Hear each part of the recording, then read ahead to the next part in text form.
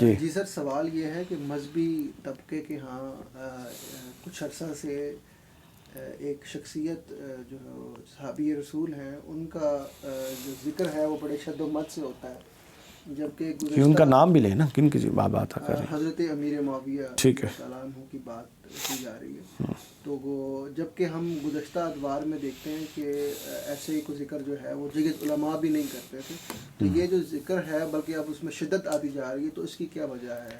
بڑی اچھی بات ہے جی، یہ بڑا اچھا سوال ہے آپ کا، اور یہ آپ سمجھ لیں کہ جب ایک کام بے حکمتی کے پر مبنی آپ کرتے ہیں تو ہمیشہ اس کا رد عمل آتا ہے۔ حضرت امیر معاویہ رضی اللہ تعالیٰ عنہ کے حوالے سے اہل سنت کا موقف ہے کف لسان۔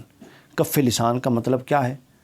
زبان بند رکھیں گے کس پر؟ جو ان کے معاملات تھے، جنگ جمل، جنگ صفین، حضرت علی کے خلاف جو جس کو خروج یا بغاوت جو بھی آپ لفظ استعمال کریں، پھر اس کے بعد امام حسن کے ساتھ معاملات، پھر یزید کی ولی عہدی تک، ٹھیک ہے نا؟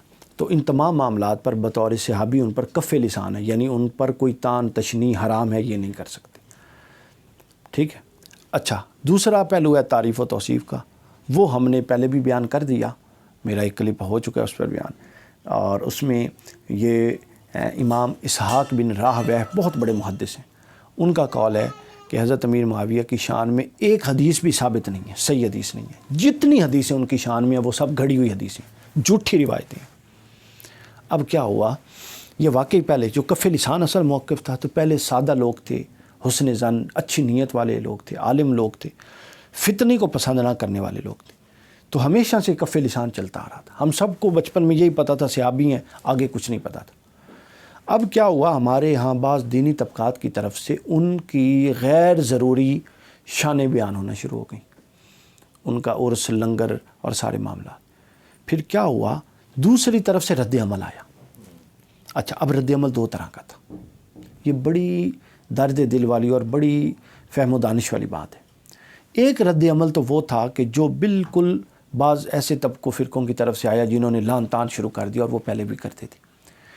دوسرا جو رد عمل تھا وہ نیچرل تھا اور جائز تھا۔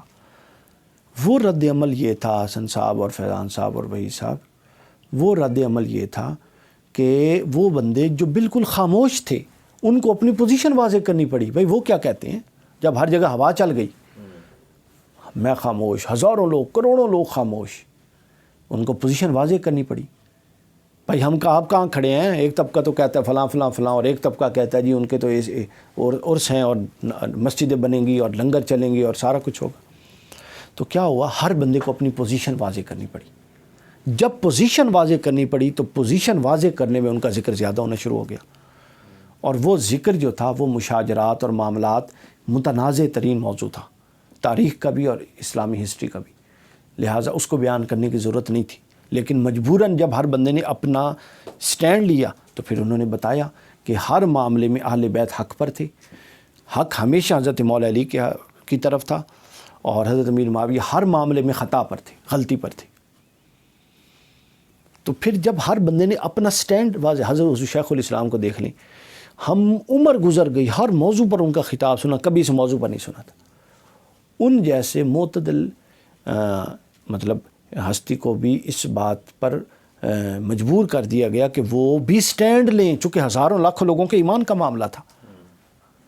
تو جب آپ سٹینڈ لیتے ہیں تو پھر آپ اپنا لیتے ہیں، میں لیتا ہوں تو میں، تو یہ اب ذکر اس لیے ہو گیا، اب لوگوں نے سٹینڈ لینا شروع کر دیا۔ تو وہ جو عرس والے تھے نا، انہوں نے ایک ایسا فتنہ جنم دے دیا کہ اس کا فائدہ ہوا ہے کہ نہیں ہوا، لیکن وہ ہزاروں لوگ جو ان کے بارے میں حسن ظن رکھ کے کف لسان پر بیٹھے تھے، اب وہ کف لسان پہ نہیں بیٹھے، اب ان کے سامنے حوالے ہیں۔ وہ کہتے ہیں جی یہ بتائیں یہ کیا ہوا، وہ کہتے ہیں جی حجر بن ندی کو کس نے قتل کروایا، جمل کے پیچھے کون تھا، صفین کے پیچھے کون تھا۔ اچھا، اب پھر ہر بندہ اپنی عقل و فکر کے گھوڑے دوڑاتا ہے، ہر ایک کی حقیقت تک رسائی بھی نہیں ہے، کچھ جائز چیزیں منسوب کرتے ہیں، کچھ لوگ پھر ناجائز بھی منسوب کرتے ہیں۔ تو یعنی آپ جب ایک پنڈورا باکس کھول دیتے ہیں نا، ایک پنڈورا ہے، اس میں 50 سانپ ہے، آپ کھول دیتے ہیں نا، تو آپ ایڈے معصوم نہ بنیں کہ آپ کہیں نہیں اس میں سے 2 سانپ نکل جائیں اور 48 سانپ اندر رہیں۔ تو یہی ہوا، وہ 50 کے 50 سانپ نکل گئے۔ تو اس سے امت کو فائدہ کیا ہونا ہے، امت میں انتشار پیدا ہوا، امت میں تباہی بربادی پیدا ہوئی، امت کا عقیدہ برباد ہوا، یعنی امت میں ناسبیت، خارجیت، اس نے یوں جڑیں پکڑ لی اور اس طبقے میں جڑیں پکڑ لی جس طبقے میں اس کا وجود نہیں ہوتا تھا. نتیجہ یہ ہوا. تو اب اس لیے میری جان ذکر زیادہ ہے کہ اب ہر بندہ اپنی سٹینڈ اپنی پوزیشن واضح کر چکے ہیں. ٹھیک ہے, اب جب پوزیشن واضح ہوئی ہے تو اب کچھ لوگ کہتے ہیں جی یہ گستاخ ہو گئے ہیں, یہ ہو گئے ہیں, وہ ہو گئے ہیں. تو گستاخی یہ نہیں ہوتی. گستاخی یہ ہے کہ جو ہمارا موقف ہے کہ کف لسان زبان بندی.